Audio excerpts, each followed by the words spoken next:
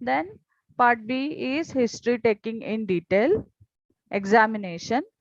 Part C is how you are coming to the diagnosis. Then you have to write the epidemiological history, and then or epidemiological findings that is related with the our provisional diagnosis. What is the agent factor, host factor, environmental factor, and social factor. And lastly, what is the part D is management at individual level, at family level, and at community level. And what are the programs, schemes, surveillance systems available to tackle such situation in a community if such case is present? Okay, so that is how we are leading a case in a community medicine. Okay, so if you have visited, and this is the case scenario. Okay, so a 33-year-old lady was referred from a medical clinic or any OPD, complaining of fever, loose motion, vomiting, sore throat since 4 days. Despite medication, fever and loose motion still persisted. She is living with her in-laws and two children. Her per capita income is 4,300 rupees. There is history of eating outside food 10 days back at a wedding. Okay. So what do you come to know when this case scenario is there? So there are chief complaints. What are the chief complaints in this? So that is why patient is coming to you. That is because of fever and loose motion since 4 days. Okay.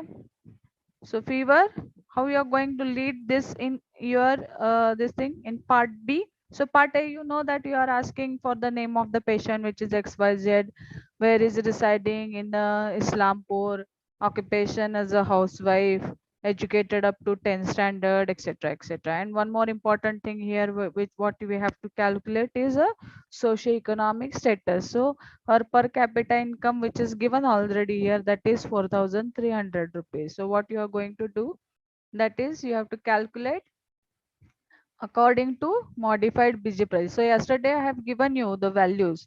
So I hope you have calculated all for all 5 classes. Okay. So that is the homework for you yesterday, which I have posted in the WhatsApp group. So according to that, in which class this belongs? Anybody has that calculation? Just go and see if you have calculated that. Okay, so I'm not able to ask so many.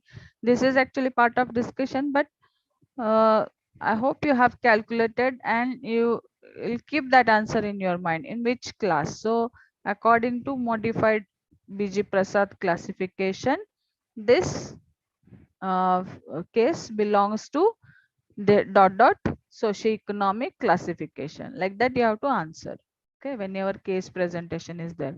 And there is a history of eating outside food. So in epidemiological history, I already asked you if there is any history of eating outside food. Is there outside water is there, or the case has traveled to another place which is endemic area, any case is there in the house. So there is no such thing which is given in this case scenario, there no such case in the family.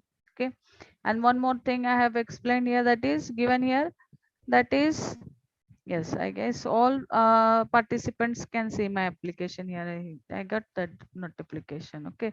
She is living with her in-laws and two children. Okay. So what is this suggesting, which type of family here?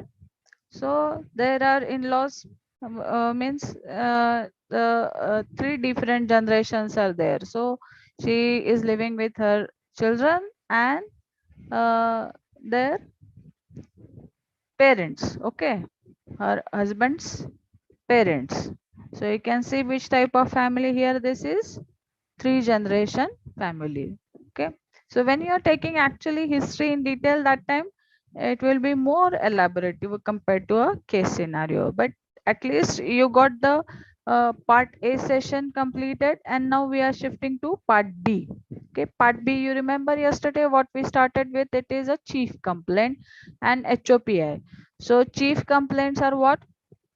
That is, I explained here, that is a fever and loose motion, which is still, that's what patient has coming admitted here. He has taken that medication in the clinic, and then after that patient came to you. So what was the chief complaint? Fever and loose motion since 4 days. Okay. So what we, how we have to start this, that in HOPI is history of present illness. Patient was apparently all right 4 days back. Then he started complaining of fever. Now, when we are saying fever, so what do you understand by that? Fever is having how many basic, or what are the types of fever? Okay.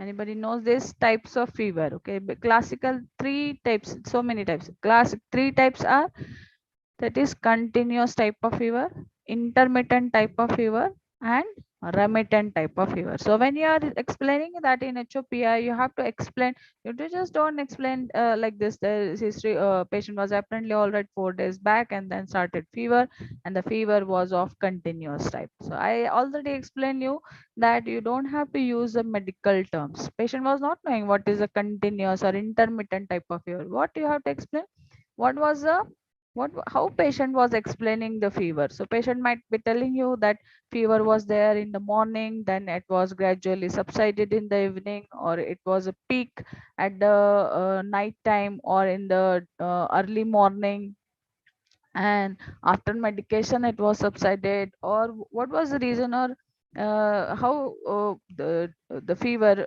onset, duration, and progress, that you have to explain in the patient's word. Okay. So here you can explain here that the fever was gradually in onset, and then it was remained in the whole day, and then it was increased gradually, and then for 24 hours, and then gradually decreased. Okay. After medication, like that you can tell. So I'll show that temperature chart also to you, so you'll come to know what I am trying to explain is. But when you are asking history, you have to write in the patient's word. And then second complaint is of vomiting, sorry, loose motion. Okay. So loose motion, the how many number of motions, or this diarrhea of how many types are there? Persistent diarrhea, or there are 4 types. So I'll not go much in detail about that, but how many episodes were there? What was a watery diarrhea, or the types of the stool was of blood stain, mucus stain, that you have to explain. And then which was associated with vomiting and mild sore throat. Okay, that you can explain, which was associated complaint. Along with that, I already explained to you in HOPI what you have to write, that is a negative history. So negative history is also important.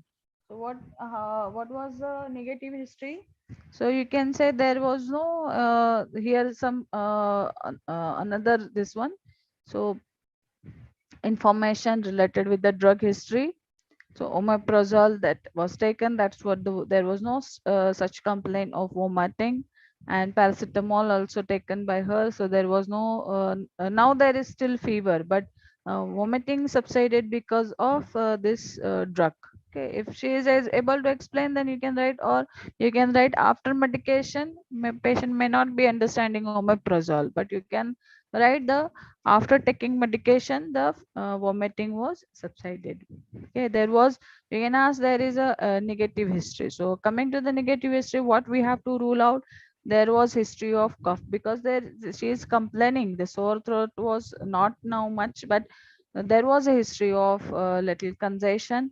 And you can ask that uh, history of cough, there was no history of cough, so that was an our negative, there was no. So you have to rule out upper respiratory tract infection in when you are writing negative history. So there was no history of cough, there was no history of uh, uh, fever associated with chills, there was no history of burning micturition. Burning micturition, that you have to rule out any this urinary tract infection is there or not. Okay. Then vomiting, loose motion is associated complaints you have to rule out. So there is any history of fainting attack, or there is any history of neck rigidity. Okay, so to rule out other causes or other diseases, we have to ask negative history. So here I explained you there was no history of cough, there was no history of this one, what I said, mm, burning micturition, there was no history of neck rigidity, there was no history of uh, blood stained stools. Okay, so this was our negative history, and there was no history of allergy or food allergy. Okay, so at the end of our history, always this is the favorite question of examiner, end of your history taking, because we want to know you have taken history correctly or not. So at the end of our history taking, what is your differential diagnosis? What do you think? Okay, any two three diseases coming in your mind at the end of your history? This is what history I explained to you. Okay, this is a case scenario, this is the history. What is our positive finding here? So patient is educated up to 10 standards, so there might be a lack of knowledge, okay, in introduction. Any endemicity is there for particular diseases that we have to keep in the Sangli district or in the Islampur area. Okay, then what is the next thing? Then we are going to ask what are the chief complaints. In the chief complaint, what we got, there is a history of loose motion, there is a history of fever which was associated with the vomiting and sore throat, which is and there is a history of eating food outside at the wedding. Okay, so outside eating food is there. These are the positive findings in our history. So what do you think at the end? So keep that in your mind. I'm not explaining, still we are going moving forward. So then it will come with our environmental history. Environmental history I'll skip little bit because we will focus more on the, because you have not taken that in the word. So that picture I want to create is bit difficult, but now we'll skip that. We just skip only important thing, that which type of drinking water they are, because there is a history of eating outside food is there. So either they have a knowledge to store the food properly or not. This type of positive findings you might get in your environmental history. Then in examination part, uh, and what is the diet intake, which type of diet they are taking. So that is only yes no, you have to tick mark in your pro forma. So it is not that difficult when you are asking question actually in a case. This is what we are discussing, a case scenario. Okay, on examination, so hydration is adequate, there is no pellar, so general examination, no pellar, icterus, cyanosis, the patient is febrile and throat is mildly congested. Okay, and rest vitals are stable. So what we got in the vitals, BP was 120 by 80 mm of Hg. Temperature is this temperature is within normal range or hyperthermia or hypothermia. What is the normal range of the temperature? Hmm? Now SpO2 nowadays coming the vitals because of this COVID situation. That's what I kept it here. Usually you will get that in other cases also. That's what I kept. Okay. Then throat is mildly congested. Hmm? And general examination that I explained for pallar, icterus, cyanosis, clubbing, lymphadenopathy, and edema. That is within normal limit. We don't have any positive findings. We didn't get anyone of this. Then systemic examination, that what you have to write, the CVS examination, S1, S2 is normal. Respiratory examination, air entry on both sides is equal. Chest is clear, there is no respiratory distress. And then per abdominal examination, which is soft, mild epigastric tenderness is there, no guarding, no rigidity is there. CNS examination, that is patient is alert or conscious, oriented to time, place, person.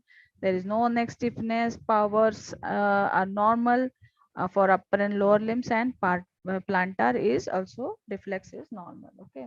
So normal findings you can write whenever, or within normal unit also you can write, limit also you can write. So what might be our, so we have done here. Okay, till where we have come, you remember that we finished our now part A, then we finished our part B, and then we are shifting here in the part C session. So before that, what we finished HOPI, we finished the past history, then we finished drug history, we just skipped for a part of time, that is environmental history, and then we finished diet history, then we finished this one, general examination and systemic examination. Okay, then what is our differential diagnosis?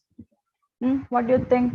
Differential diagnosis, we have chief complaint of loose motion, fever associated with sore throat, and what, vomiting. So it might be a malaria, it can be a dengue, can be a typhoid, can be chikungunya, cholera, jejuni, Campylobacter jejuni, or E. coli infection. Okay, so this is our differential diagnosis based on whatever history we have taken. We don't know yet. We have not gone to the in we are not saying the investigations. We are just asking. This is what is what you want. We want you to learn when you are taking a history in a ward. So how you are coming to the diagnosis? Provisional diagnosis is the correct word, not a confirmed word. Provisional diagnosis. So when we are discussing differential diagnosis, why it is not a malaria, why not a dengue, why not a typhoid, why not a chick? Out of this, what do you think? So we'll shift to the next chart here. So malaria has an incubation period of 8 to 28 days.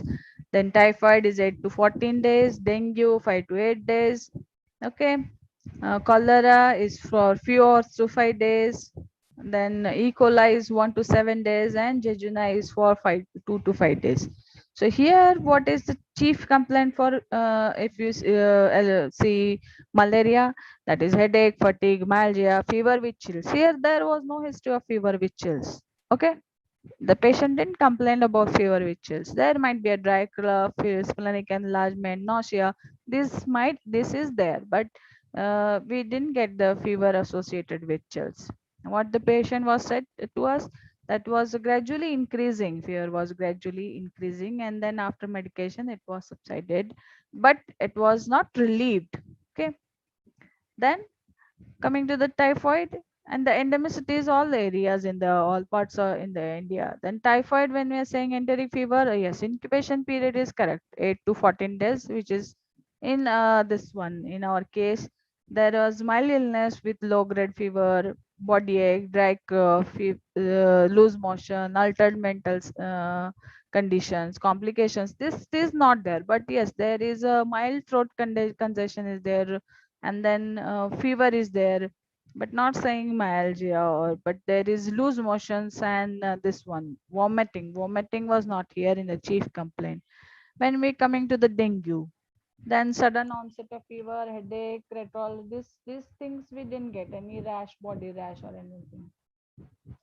Here in cholera, profuse rice water diarrhea was not there.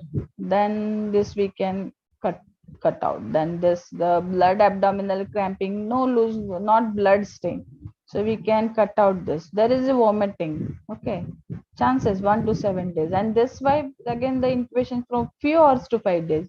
Very less chance. Then seizure, diarrhea can be abdominal pain. This might be there. So we will focus on malaria, typhoid, and this one. Which one? The infection for seizure. But why I'll say the enteric fever? Because the endemicity of the typhoid fever here in our area is very common. There is history of eating outside food. There is a mild illness with low grade fever, which is gradually there is sore throat, loose. This scenario is fitting in this one. Okay, so how you are coming to in deep after in a differential diagnosis to provisional diagnosis? Like this, you have to have a picture in your mind when you are, because you have to defend your provisional. Why you are saying this? This you have to defend with your positive findings. Then this I'll skip. Coming to the temperature, many times you will see this temperature chart, or you can ask this history in detail. So here you'll get this spike, okay, like this. The temperature chart, you should always remember how to read. This is the normal range for the temperature. Here 36 degree, 36.5 to 36 35.7 degrees Celsius, or 36.5 to 37.5. Okay, this is the range for the normal temperature, and from here you will start plotting. So what is here on the x-axis? It is a temperature, and y-axis, this is a time. Okay, this is x. So this is y-axis where temperature, x-axis is time. Sorry, I said reverse. So this is the temperature, and this is the time. So what you're plotting here, on this day, this was a temperature.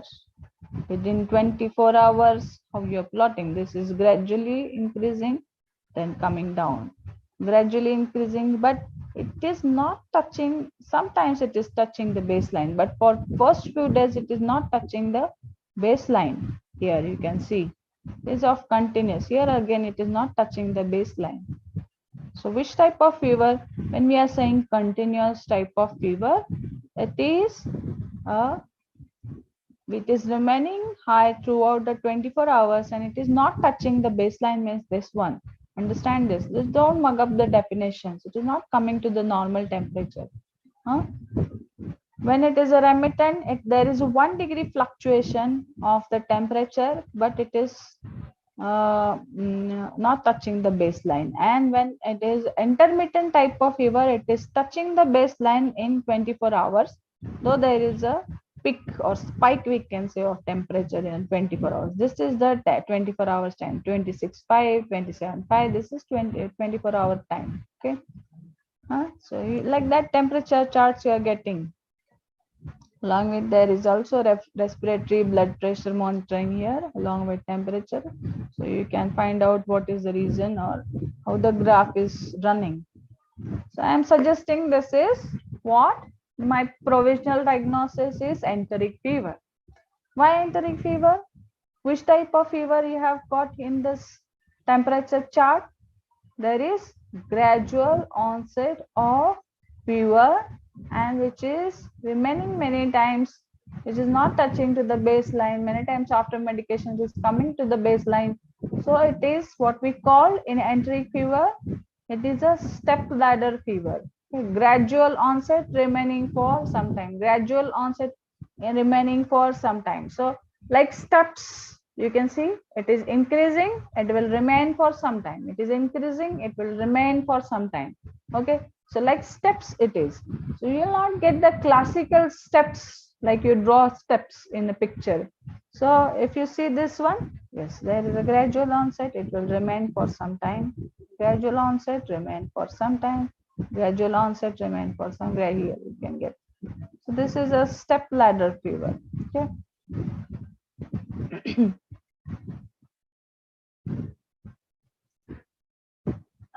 So my provisional diagnosis is enteric fever. So what positive findings are suggestive of that? Yes, all clinical features what I explained in HOPI is my chief complaints are also same. There is a history of eating outside food, and then there is no past history of food allergy or food poisoning, or there are no such outbreak cases there. They didn't find any, because in food poisoning again incubation period is like cholera, it is in hours. Okay, so this is not the case same. We can't say this is a food poisoning case. So I'll conclude more to, now I have to defend my diagnosis. Remember always. Okay. So what positive findings you get in your history? What positive findings you get in your examination? What positive findings you get in your this one environmental history, in your diet history? All you have to come together and then say this one.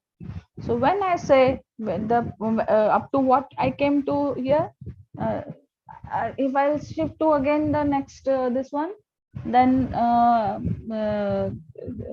yesterday's pro forma, then we'll discontinue this. But so I'll not show that again. I hope you remember, or you can see that in your WhatsApp group. I saw I posted that pro forma. Okay, so we finished up to our part B, up to provisional diagnosis. Okay, so after provisional diagnosis, what is our next step?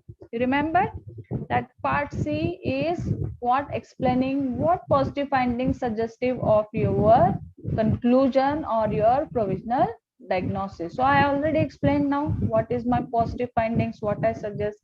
And then with provisional diagnosis, you have to explain agent factors, host factors, environmental factors, and social factors. So whatever I'm going to explain here for enteric fever, here the next slides are related with those findings. Okay, agent factors, host factors, environmental factors, and social factors. So when I'll shift to those slides, then we will discuss that. So why I say enteric fever, what is this? The three main types of the diseases. So S typhi, S paratyphi, which is having three different strains, A, B, C. When we say gastroenteritis, these are the strains, and septicemia, these are the strains. So this is the highly prevalent in India. Epidemiology, that is, it is seen in all parts of India, which is commoner than paratyphoid fever. Okay, which type of bacilli? This is the flagellum. Okay, it is a gram negative bacilli. Okay, which is motile, non-sporing, and non-capsulated. What is the source of contamination? This is very interesting part. The humans are only natural host and reservoir. It is transmitted by ingestion, that is fecal-oral route of transmission, and highest incidence occur where the water supply is serving a large population where fecally contaminated. So that might be the source. Water or food handlers are the source of infection, that they're the transmitting disease. Okay, then incubation period I already told, that is 8 to 14 days. So you should know when you are depending what is the definition of this one, your provisional diagnosis. So what do you understand by confirmed case? That when you confirm with the S type organisms in the blood, bone marrow, boil. So that with confirmation of the agent in the blood. Suspected case, that patient with persistent fever 38 degrees Celsius or more, lasting for more 3 days, with positive serodiagnosis antigen detection test with no S type isolation. And chronic carrier is also important. That is an individual excreting S type in stool, urine. They are not showing any sign symptoms. You know the carrier, that is they are not showing any sign symptoms, but the agent is present in the body fluid. So that is the individual excreting S. typhi in stool or urine for longer than a year, onset of acute typhoid fever. Okay, short term, I'll just skip that. You can take snapshot if you want. So what is the case scenario here, that this one that infects for the more than 21.6 million in year, kills these many people in each year, 62% of those occurring in Asia and 35% in Africa. What is the problem statement? If you see, that is it happened in the our district, that is Sangli district, that is world's largest outbreak of typhoid in 1975 and 76. This is because of the water source. Okay, so always we are taking precautions related with the sources of water. We have to go and take the OT test, which is for chlorine demand is completed or it is present. Chlorination is done for the water sources, drinking water supply or not. So all those we are taking precaution after that. But this happened in 1975-76 in which was the world's largest outbreak. More than 9,000 people died. Okay. In 1992, these many deaths, 1903, 1904, and in 2011, still the cases are increasing. Okay. So we can say the prevalence of the disease is 88 cases per lakh population. So we are still facing poor sanitization and drinking proper, not having proper drinking water supply. Okay. So case fatality rate is what killing power of disease. So these many deaths are there. These many cases, these many deaths. So when we calculate case fatality rate, that is the killing power, how many deaths divided by number of cases into 1000, it is a into 100 is in percentage. So it is 1.1 to 2.5 in last few years. So Southeast Asia is our region where 50% or more strains of the bacteria are drug resistance, having suffering from drug resistance. So we should know this when we are talking about. So part C we are discussing, where we should know agent factors, host factors, environmental factors, social factors, what is the incubation period, and what is the mode of transmission. These are very important epidemiological determinants when we are discussing this typhoid case, okay, or any clinical social case in community medicine. So what is the agent factor? That is, you have to explain, that is Salmonella typhi. The para typhi are relatively infrequent, which is a gram-negative bacteria, non-spore forming bacteria, and which grows at best at 37 degrees Celsius. They have two different antigens. That is, this is their theory part. So what you have to write only, I am explaining. Somatic or O antigens and flagellar or H antigens. So two different sets of antigens. Based on that, we are going with the test or investigation. This is what is the picture. You don't have to draw in the community, but you have to explain with what is, or you should know this. That is, you're learning this in microbiology also. So gram negative bacteria. Reservoir of infection. Who is a reservoir of infection in cases and carriers? So what we are talking this about, the case is infectious as long as bacilli appears in a stool and culture, and case may be missed, mild or severe. So missed is then again shifting to the carrier. So temporary incubatory carrier, excrete bacilli. So it is when they are excreting bacilli during incubatory period. Incubatory period, that is incubation period, that is incubatory carriers. Chronic excrete bacilli for more than a year. Organism persists in a gallbladder or biliary tract. So that was a classical example of typhoid Mary.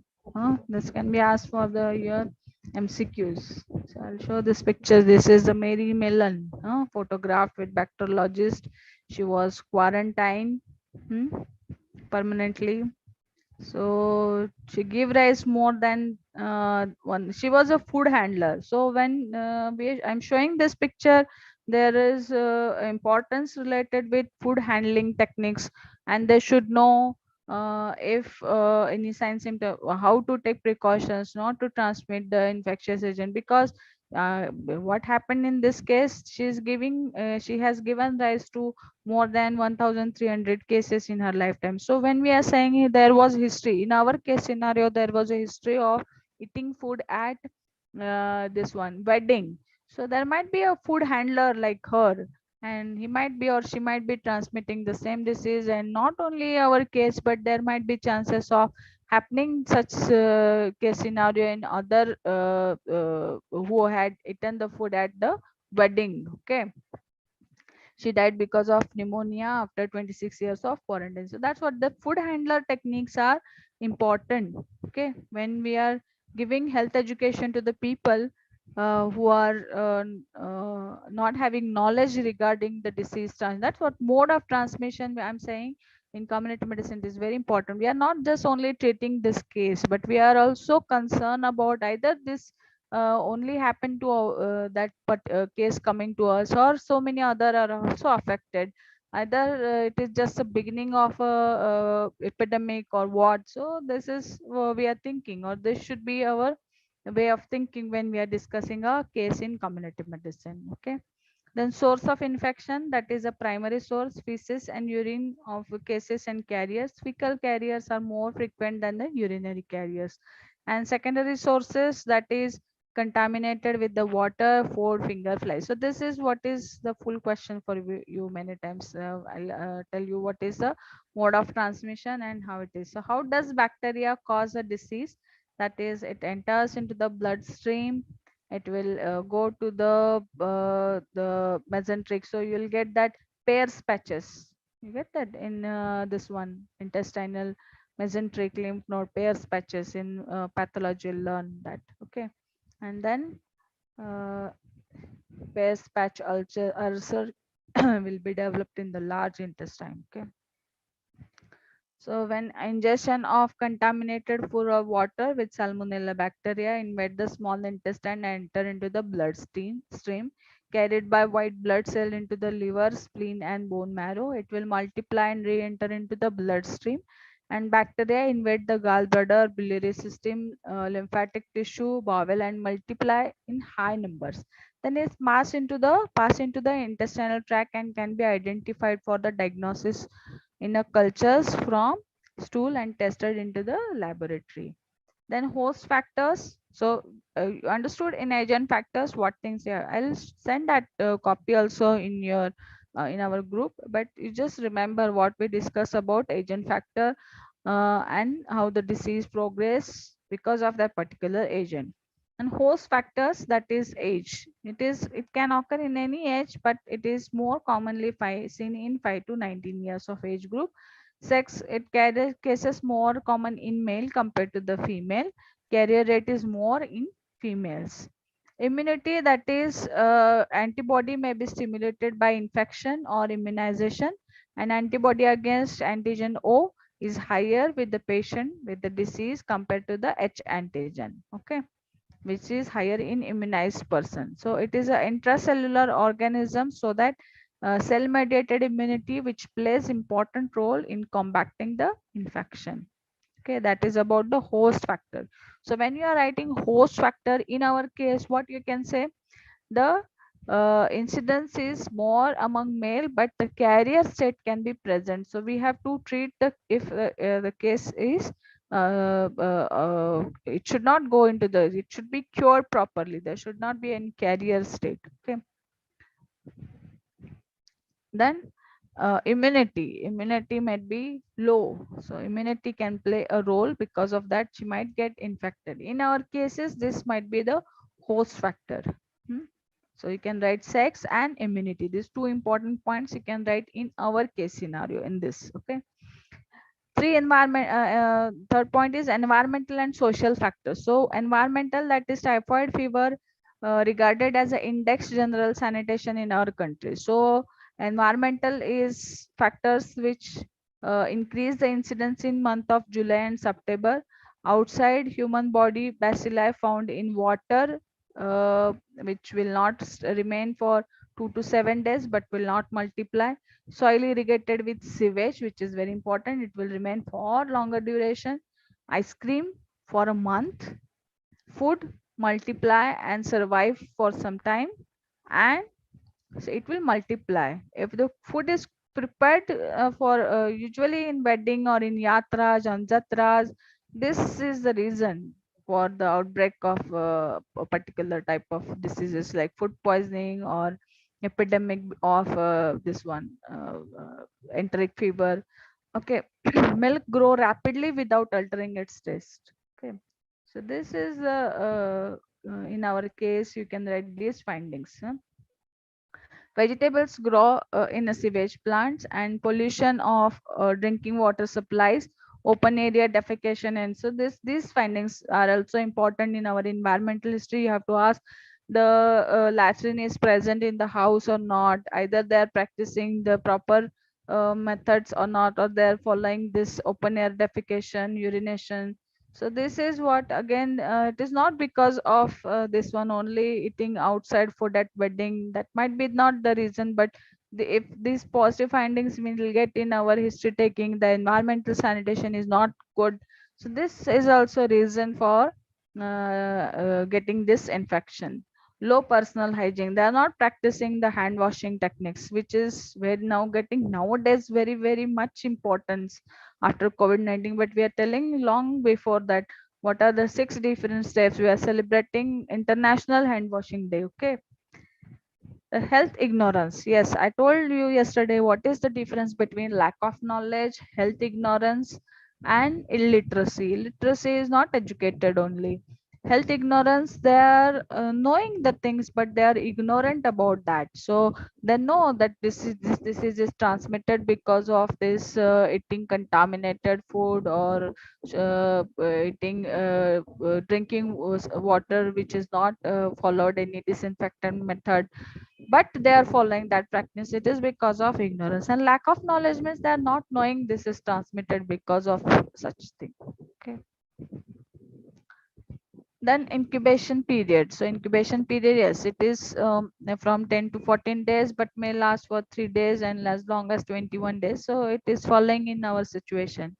Yes, this is the mode of transmission, which is, yes, last slide I told you this is a full question. So the fecal route of transmission, mode of transmission is very, very important. So these 5 things: finger, flies, food, fomite. Okay, so these are the 5F, we can say many times, that is water, soil, fingers, flies, fingers, and feces, from which the cases or carriers transmit to the foods, which is many times it is raw or also cooked, and it will remain for month of well person. So it is what is the mode of transmission. Okay. Coming to the clinical features, in first week you'll see this complaint, that is malaise, headache, cough, sore throat.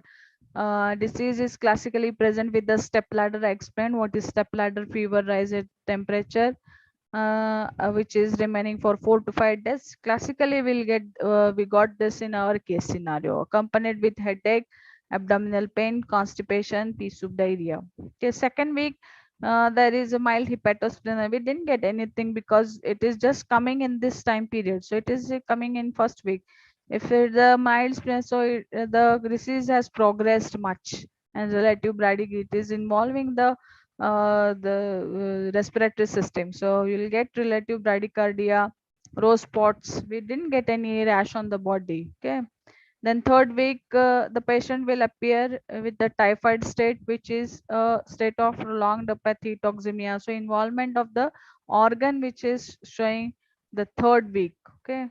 Then last stage, which is a rare complication with hepatitis, pneumonia, thrombophlebitis, myocarditis. Okay. And out of that, 2 to 5% may become carrier. These are the spreaders, we can say super spreaders of the disease. This is what is the temperature chart. Okay, step ladder fever, I told in first few days how you'll get the cultures. You can get negative S typhosa culture stool from the blood. Here blood stool will get negative. Yeah. Hospital days, how many days admitted, and what type of WBC count. It is normal in first few days, then it is decreased on the day 3, day 5, day 6. Okay, this is not a classical picture. So when you have to go with the Vidal test, here they have shown here second, third day. Okay, where we'll get, okay, rose spots. This type of picture you'll get pink papule, which is 2 to 3 millimeter on the trunk, fed on the pressure, disappears in 3 to 4 days. But we didn't get such rash in our case. These are the signs symptoms: rose spots, aches, pains, high grade fever, diarrhea. Okay, boiled tonsil, mild congestion was there in our case. There was no sign of dehydration. These are the complications. Okay, medical complication when there involvement of other organs. Now, which investigations you will suggest? Okay, so here again one point we missed here, because laboratory investigation is next point after when you write agent factor, host factor, environmental factor, and social factor. After that, the point was there, which level of prevention is failed. So here in this case, yesterday I explained that chart. Can you guess which level of prevention is failed? Yes, that is the primary level of prevention. Why primary level of prevention? Which intervention we failed? We failed with the health education and specific protection. So this they didn't know about or they didn't follow the sanitation practice. There might be poor sanitation practices, or that they're not following hand washing techniques before after defecation, before eating food. Okay, so this is where the primary level of prevention is failed, and now we have to go with the early diagnosis and treatment. So we don't have to shift to the second tertiary level, because we have to give correct treatment, and investigation should be followed for the correct diagnosis. So we have to confirm our provisional diagnosis with laboratory findings. So now which laboratory findings you will suggest? That is a microbiological procedure, that is culture, blood culture, that is McConking agar, that you learn in microbiology, and then Vidal test. Okay, so Vidal test, how you are going to you are doing, that is following titers of antibodies against antigens are significant when single sample is tested. So they have to test a paired sample for 10 days for raise of antibodies.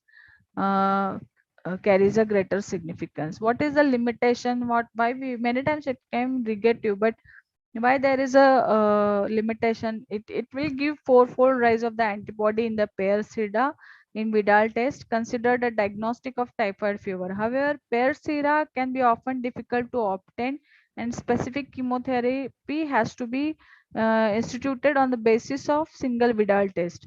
So there are so many areas where fever due to infectious causes is common occurrence of the possibility of exist of that false positive. Okay, false positive reactions may occur as a result of non-typhoid. Okay, so many times for which is not the case of typhoid, but it might shown in Vidal test. So we can't many times rely. But here we have to go, because we our provisional diagnosis is entry fever. It will give the classical Vidal test positive, which is showing fourfold rise of the antibodies. And other diagnostic tests are ideal Tubex test, typhoid dot is there, and then typhoid dot M, typhoid dot rapid, IgM dipsticks test. So these are some rapid diagnostic tests are there also. Then this for cases we have to go for the diagnosis of carriers also, which is useful in the public health purpose, useful in screening for food handlers, cooks, to detect carrier state. Typhoid bacilli can be isolated from feces and bile, and detection of bi agglutinations from the blood can be determinant of carrier state. Cases, when we are going for the cases for the investigation, that is diagnosis by culture of blood and stool, notification is done if it is mandatory. Then isolation is till 3 negative test. Treatment by appropriate antibodies, disinfection of stools and urine by 5% of cresol for 2 hours, and clothes by 2% of chlorine, and follow-up examination of stool and urine at 3 to 4 months, at 12 months after. This is very rarely it happens, but this is important to avoid the carrier state. Okay, so this is what we have to go with the management, okay, of the cases. When we are going for the management, now we discuss with the I forgot, yes, we discuss with the investigation, which investigations we have to do, and how we are going for the confirmation of the infection. So we'll go with the general routine investigation, and then specific investigation, and then we'll go with the part D, that is management of the case. So management of the case, that is for the case management, individual management, followed by management at family level, and management at community level. So what is the management of the case at individual level? That is supportive care includes maintenance of adequate hydration, antipyretics, appropriate nutrition, and specific, that is antimicrobial therapy, which is a mainstay treatment. So which includes chloramphenicol, ampicillin, amoxicillin, trimethoprim, and uh, sulfamethoxazole, fluoroquinolones. In case of quinolone resistance, we can go with the azithromycin, that is third generation cephalosporin. Sorry, azithromycin and third generation cephalosporin, that is ceftriaxone. Okay, so this is what is given in the park, and we also recommend that is a WHO treatment rather than reading all those drugs. You have to remember this chart. You can take snapshot if you want. That is treatment of typhoid fever. So we'll go with the fully sensitive antibiotic, that is ciprofloxacin or ofloxacin. That is dose is 15 mg per kg. We'll go with the 5 to 7 days. Multi-drug resistance, if it is there, then cefixime will go for 7 to 14 days, and quinolone resistance, if we are not if there is quinolone resistance is there, then azithromycin or ceftriaxone, that is third generation cephalosporin. And this is the optimal therapy. Alternative drugs will go with the amoxicillin and sulfadoxine trimethoprim, and as multi drug resistance we can go with the azithromycin, cefixime, and ultimately quinolone resistance, if it is there, we'll go with the cefixime. So at least you should know this treatment chart. What is the dose? 15. You should always remember in mg per kg. So for pediatric doses also it is easy for you to calculate, mg per. Always pediatrician will not go with the half teaspoon or half of the tablet. They'll always calculate in mg per kg dose. Okay, so remember the drugs with mg per kg. Okay, so this is the zone. We are again in drug resistance area. Okay, this area. Huh? Is occasional MDR. If it is uncomplicated, so we'll go with the quinolones. If it is complicated, we'll go with the IV. Okay, and uncomplicated, we'll go with the this one in our area, that is MDR. That is drug resistance for quinolones. We'll go with the third generation cephalosporins, or that is azithromycin, cefixime and azithromycin. And complicated, if it is the case, we'll go with the IV treatment. This is uncomplicated in MDR area with cefixime, azithromycin, complicated with IV. This is non-MDR area.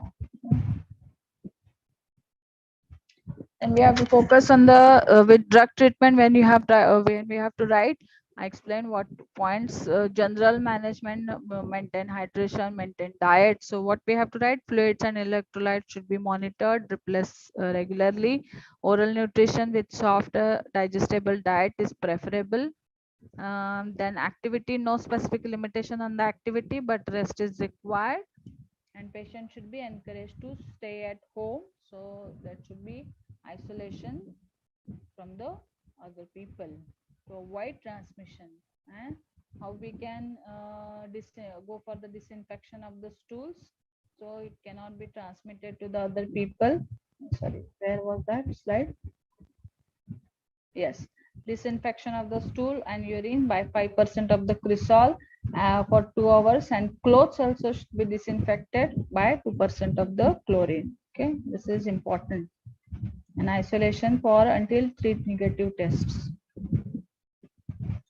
Then for carriers, what we have to do, or other people, a family member, what we advise we have to go for, that is there should be that's carriers identification by culture, and if any case is there in the family, the treatment may be intensive course of the if there is any such carrier case in the family, then we have to give the treatment for amoxicillin, ampicillin. Many times if the chronic carrier there, can be done with the cholecystectomy if needed, and kept under surveillance. We have to give health education regarded how the sign symptoms are not present, but it is a case of a carrier. It can transmit disease to other people. So at family level, what we have to advise, how to take precaution at family level, how it cannot be transmitted. So disinfection, which disinfection methods they have to follow, how to disinfect the water, how to avoid or what before eating food and after eating food, what hand washing techniques they have to follow. If surroundings are not clean, then what is the importance of keeping those clean. If they're eating raw food, what hygiene advice we have to give. Okay, so all those things we have to advise at family level. And at community level, when we are giving health education, so that is when you are expecting that this case might be coming from the if the because that case at the weddings occasion. If you are this is the positive, if after investigation, if you go, again the provisional diagnosis, if it came positive for enteric fever, then it is our responsibility to uh, uh, inform that this happened, might be eating at that particular wedding occasion, might be, because you are not yet confirmed. So you can screen all the people again over there and give the health education regarding how it can be spread, how what is the mode of transmission of the disease, that is fecal-oral route of transmission, and how it can be avoided. Okay, and you can go, and if you can screen, you can get other cases, you can again treat. So that is what we are doing in a primary healthcare level practice. So that is at PHC. Usually, if medical officer will confirm with the case, and then there is a notification center where we have to inform that this is a positive case of typhoid, and then we have to screen if any another case to prevent the outbreak or epidemic of that particular disease. So control what in community level we are advising at community level by giving health education, what is the mode of the transmission, that is fecal-oral route of transmission. Protection and purification of drinking water is important. Importance of basic sanitation and promotion of food hygiene. These 3 points you can write at community level management. Okay. Simple hand washing techniques can be reduced several cases. So you know all the 6 steps of hand washing. I'll not repeat again here. And then prevention by immunization. So this is the specific method or specific intervention, that is primary level of prevention. So the 3 immunizations are there, that is 3 types of vaccines are there: injectable typhoid vaccine, live oral vaccine, that is typho-oral vaccine, and tab vaccine. So live, first, those live in endemic area, household contacts, group at the risk like school children or hospital staff, and those attending melas or yatras. So that these 4 areas where we recommend the vaccination. Like this area is endemic for typhoid. So injectable or VI polysaccharide vaccine, that is a single dose typhoid vaccine from bacterial capsule S type strain is TY21A. This is MCQ. This vaccine is recommended for use in children over 2 years of age, and subcutaneous or intramuscular injection, its efficacy is 64 to 72%. Typho-oral vaccine is another live attenuated bacteria vaccine which is manufactured from TY21A, that is strain of S type. Efficacy is 50 to 80%. It can be it cannot be given or recommended at younger age less than 6 years. The course consists of 1 capsule orally taken of an hour before food and glass of water. First day, third day, fifth day. Remember, first day, third day, fifth day. And no antibiotic should be taken during this period. Immunity lasts for 2 to 3 weeks after administration and lasts for 3 years. A booster dose is required. So if you are advising typho-oral vaccine in endemic areas or the where yatra, usually before yatra jatra, but if it is endemic area and if you are advising, the booster dose is required every 3 years. Remember this. Okay, immunity lasts for 3 hours. I explained this. The vaccines are not effective in the prevention of paratyphoid fevers. This is the WHO recommended optimal and alternative therapy for mild illness and severe illness. Okay. Also, this chart is there in the part test book. Remember this. So what we learned, I'll just share your this screen one more time.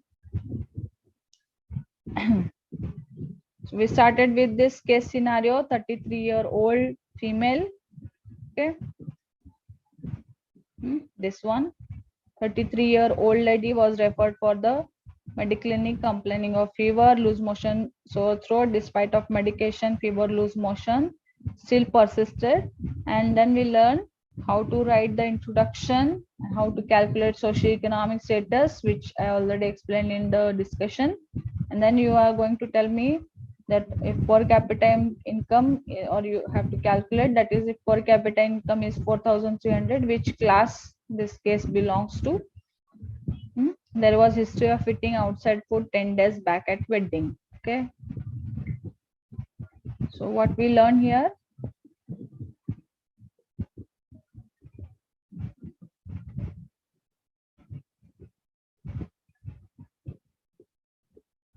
Yes, I hope everyone is seeing this new screen. So we learned this one. Okay, this is our XYZ case. Education, occupation, housewife, type of family. I told you 3-generation family. All those, how to calculate chief complaints.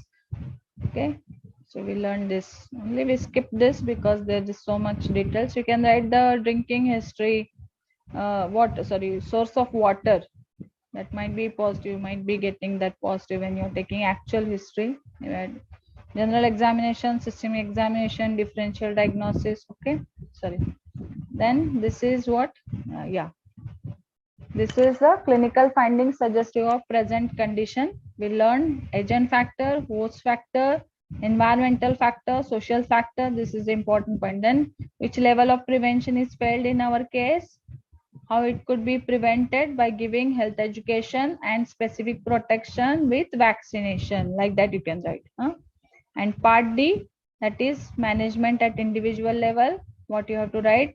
How to disinfect stools, urine, and how to give drug treatment, how to manage with general management, how to maintain the hydration. That you can write at individual level, at family level, for prevention of transmission from one person to another. What precaution they have to take at family level, that we discuss, and how to manage, or what precaution we have to take at community level. So sanitation methods, poor hygiene practices should be avoided, and what other immunization is. So you have to write that immunization. So what advice you will give?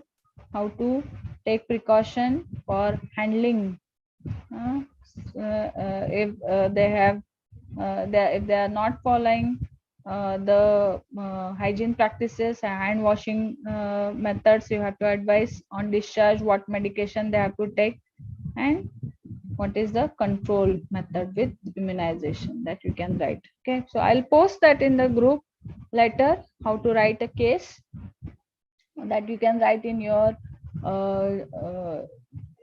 journal, which is there for the second year. So you can ask your previous batches. We have actually dictate in the classroom, so you can write, if you have that in with your home, you can write it now only, today itself. So you can finish that writing. We'll later collect your cases from your logbooks. Okay, I hope you understood the case discussion of typhoid, how you have to come to the provisional diagnosis. When you'll come here with the provisional diagnosis here, okay, diet history here, after different, how we are going to think about differential diagnosis, and coming here with the provisional diagnosis of enteric fever, how you have to lead part C and part D. Okay, so I'll conclude today's class.